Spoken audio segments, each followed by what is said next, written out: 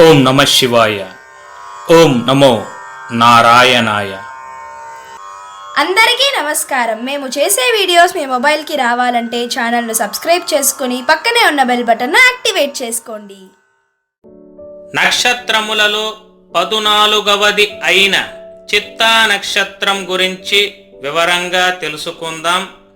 కుజగ్రహ ఆధిపత్య నక్షత్రమైన చిత్తా నక్షత్రంలో జన్మించిన జాతకులు తన నిర్ణయమే సరైనదని వాదించేవారుగా ఉంటారు. మొండితనం, తనకు తోచినదే అమలు చేయడం వీరి నైజం.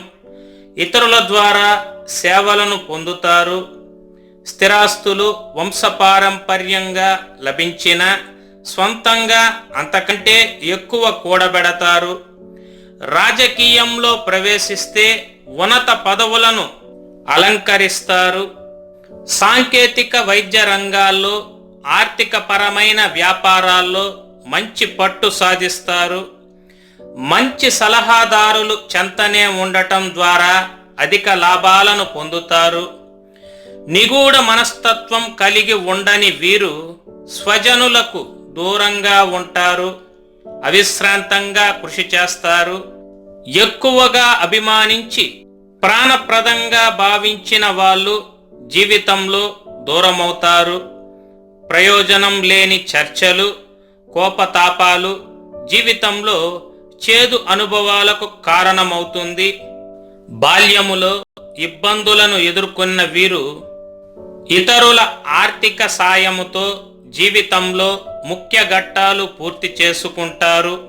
తాను అనుభవించిన కష్టాలు జీవితంలో మరెవరూ అనుభవించకూడదని అహర్నిశలు కష్టపడతారు. వాదన పటిమ కారణంగా న్యాయస్థానాలలో, ప్రజాబాహుల్యములో అనుకూల ఫలితాలను సాధిస్తారు. వీరి సంతానము ఉన్నత స్థితికి వస్తారు. విదేశీ వ్యవహారాలు ఆలస్యముగా కలిసి వస్తాయి. సాహస కృత్యాలు, సాంకేతిక పరిజ్ఞానము, అగ్నికి సంబంధించిన వ్యాపారాలు చాలా బాగా కలిసి వస్తాయి. అందరిలో ప్రత్యేకత సాధించాలన్న కోరిక వలన వివాదాస్పదమై చివరికి అనుకూల ఫలితాలను ఇస్తుంది. జీవితంలో అన్నిటికీ సర్దుకుపోయే భార్య వీరికి లభిస్తుంది. జీవిత మధ్య భాగములో స్థిరాస్తులు కలిసి వస్తాయి. పాడి పంటలు, వ్యవసాయము పట్ల ప్రత్యేక అభిరుచి కలిగి ఉంటారు. అధికంగా కష్టపడి పనిచేసే వీరు సామాజికంగా అనుసంధానమై ఉంటారు. ప్రతి ఒక్కరితో చక్కటి సంబంధాలు ఉంటాయి. ఎవరిని కలిసినా వారిపై ప్రేమాభిమానాలను చూపిస్తారు. ఎల్లప్పుడూ వీరి సంబంధాల్లో సంతులనాన్ని కలిగి ఉండటానికి ప్రయత్నిస్తారు. వీరు భావోద్వేగంగా ఉంటారు. లాభ నష్టాల గురించి బాగా అర్థం చేసుకుంటారు. వీరి భావోద్వేగాలను సామాజిక జీవితంపై పడనివ్వరు. ఎల్లప్పుడూ పూర్తి శక్తి సామర్థ్యాలతో ఉంటారు. ప్రతికూల పరిస్థితులకు భయపడక ధైర్య సాహసాలతో ఎదుర్కొని విజయం సాధించి ముందుకు సాగుతారు. ఖాళీగా ఉండడానికి ఇష్టపడరు. ఏ పని చేసినా సాధ్యమైనంత త్వరగా పూర్తి చేయడానికి ప్రయత్నిస్తారు. విశ్రాంతి అనే పదానికి అర్థం తెలియదు అన్నట్లు ఉంటారు. వ్యాపార సంబంధ విషయాలలో వీరి మెదడు చాలా చురుగ్గా పనిచేస్తుంది కనుక వీరికి ఉద్యోగం కంటే వ్యాపారం సిఫారసు చేయదగినది. వ్యాపార దృక్పథం కారణంగా గొప్ప విజయాలను సాధిస్తారు. కోపాన్ని పరిహరించుకొని కొంత సహనంగా ఉండవలెను. ఆశావాహ దృక్పథం కారణంగా అంత తేలికగా నిరుత్సాహపడరు. సంపదను ప్రోగు చేయడం వీరికి ఆసక్తిని కలిగిస్తుంది. వాస్తవిక జీవితం నుంచి సంతోషాన్ని పొందుతారు. సైన్సు మరియు ఆర్ట్స్ రంగాల్లో వీరికి చక్కటి ఆసక్తి కలిగి ఉంటారు. వీరి అంతఃచేతనం చాలా బాగుంటుంది. దీనివల్ల సాధారణంగా వీరు చాలా ఖచ్చితంగా అంచనా వేస్తారు. కఠిన ప్రవర్తన వల్ల చాలాసార్లు వ్యతిరేకతను ఎదుర్కొనవలసి రావచ్చును. వీరికి అట్టడుగు వర్గాలపై నిజమైన ప్రేమాభిమానాలు ఉంటాయి మరియు వారికి మేలు చేయడం కొరకు వీరు ఎల్లప్పుడూ సిద్ధంగా ఉంటారు. తండ్రి నుంచి ప్రత్యేకమైన ప్రేమ మరియు సంరక్షణ వీరికి లభిస్తుంది. ఎంతో ఆకర్షణీయంగా ఉంటారు, స్వేచ్ఛను ప్రేమిస్తారు. అయితే కొన్నిసార్లు వీరు బాధ్యతారాహిత్యంగా కూడా ప్రవర్తిస్తారు. పుత్ర స్త్రీయుక్తులు, సంతృప్తి కలిగిన వారు, ధనధాన్యాది యుక్తులు, దేవ బ్రాహ్మణ భక్తి కలిగిన వారు, సుందరమైన వారు, అలంకరణల యందు ప్రీతి ఉండును. పాదాల వారీగా చూసినట్లయితే చిత్తా నక్షత్రం మొదటి పాదంలో జన్మించిన వారు గొప్ప గొప్ప పదవులు, అధికారము, గంభీరంగా ఉంటారు. సుఖ సౌఖ్యమైన జీవనం చేయుదురు. వినయ విధేయతలు కలవారై ఉంటారు. భార్యకు ఇష్టులై ఉంటారు. రెండవ పాదంలో జన్మించిన వారు బాగా చదువుకొన్నవారు, అన్నీ తెలిసినవారు, తీయని మాటలు మాట్లాడేవారు, సంఘంలో ప్రముఖులు, సాహసం చేయువారు, ఆడంబర జీవితం కలవారు, కీర్తి ప్రతిష్టలు అధికము, దాన ధర్మాలు చేస్తారు. మూడవ పాదంలో జన్మించిన వారు ఉన్నతమైన హృదయం కలవారు, ఇతరుల కష్టాలలో ఆదుకునే నైజం కలిగిన వారుగా ఉంటారు. సుందరమైన నేత్రాలు, సువర్ణ ఆభరణములు ధరించుటయందు ఆసక్తి కలవారై ప్రతాపవంతులు, బలమైన శరీరంతో నుండువారుగా ఉంటారు. నాలుగవ పాదంలో జన్మించిన వారు సమస్యలను పరిష్కరించే నేర్పు, సైనిక ఉద్యోగులుగా రాణిస్తారు. కోపం వచ్చిన వెంటనే తగ్గు స్వభావము, జ్యోతిష్య శాస్త్రమందు ఆసక్తి, అధికంగా మాట్లాడువారు, అధిక స్నేహితులు కలవారు, చిత్ర విచిత్రమైన వస్తువులను సేకరిస్తారు, ఆడంబర జీవితాన్ని కలిగి ఉంటారు. చిత్తా నక్షత్రం 1, 2, 3, 4వ పాదములలో జన్మించిన వారి అదృష్ట విషయములను తెలుసుకుందాం. చిత్తా నక్షత్రం 1, 2 పాదములలో జన్మించిన వారి మీ రాశి కన్యరాశి, రాశి అధిపతి బుధుడు. చిత్తా నక్షత్రం 3, 4 పాదములలో జన్మించిన వారు మీ రాశి తులారాశి, రాశి అధిపతి శుక్రుడు. 1, 2 పాదముల వారికి పేరు పెట్టవలసిన అక్షరము పే, పో. 3, 4 పాదముల వారికి పేరు పెట్టవలసిన అక్షరము రా, రి. నక్షత్ర గణము రాక్షస గణము. నక్షత్ర జంతువు పులి. నక్షత్ర నాడి మధ్య నాడి. నక్షత్ర పాదము రౌప్యము. మీరు పూజించవలసిన గ్రహములు బుధుడు, కుజుడు, శుక్రుడు. మీరు చేయవలసిన ఆచారం ఒక మంగళవారం నాడు సుబ్రహ్మణ్య స్వామికి అభిషేకము, ఉపవాసం ఉండవలెను. బుధవారం నాడు వెంకటేశ్వర స్వామికి అభిషేకం చేయవలెను. మీ అదృష్ట సంఖ్య 9. తిలకధారణ కుంకుమ, గంధము.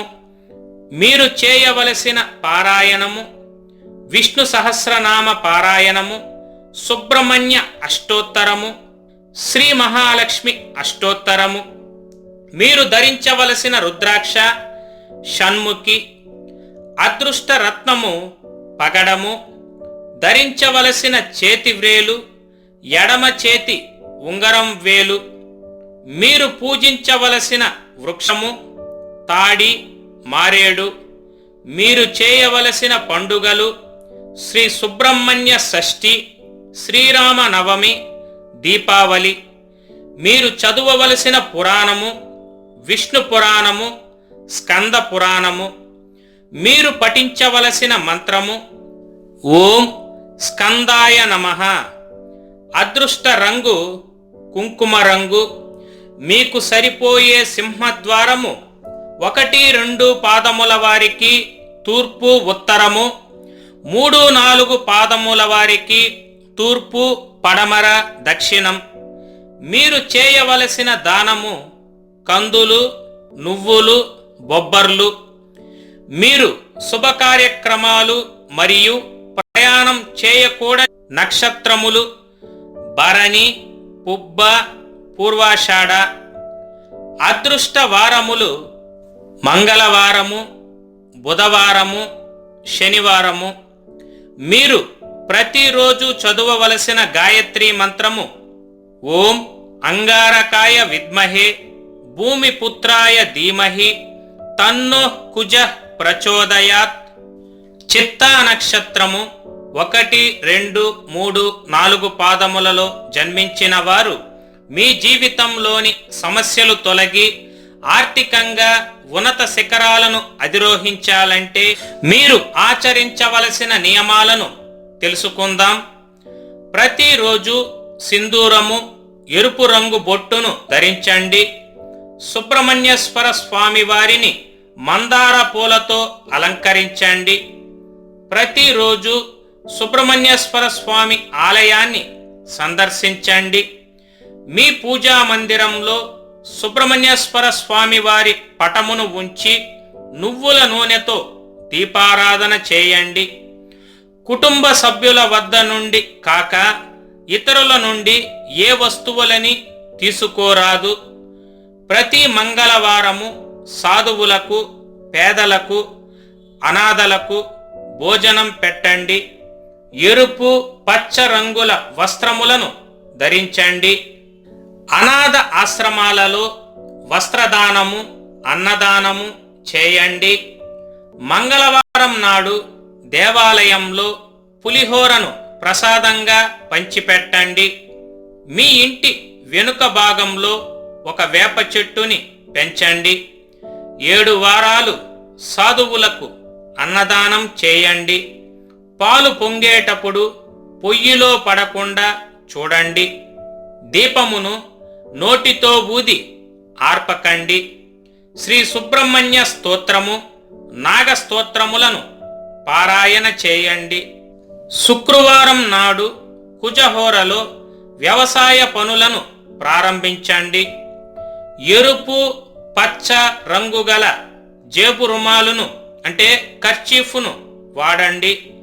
బంధువులకు కందులతో చేసిన వంటకాలతో భోజనం పెట్టండి. పంచలోహములతో చేసిన ఉంగరాన్ని ధరించండి. సోదరి మన గృహమునకు వచ్చినప్పుడు ఆమెకు తియ్యని ఆహారం పెట్టండి.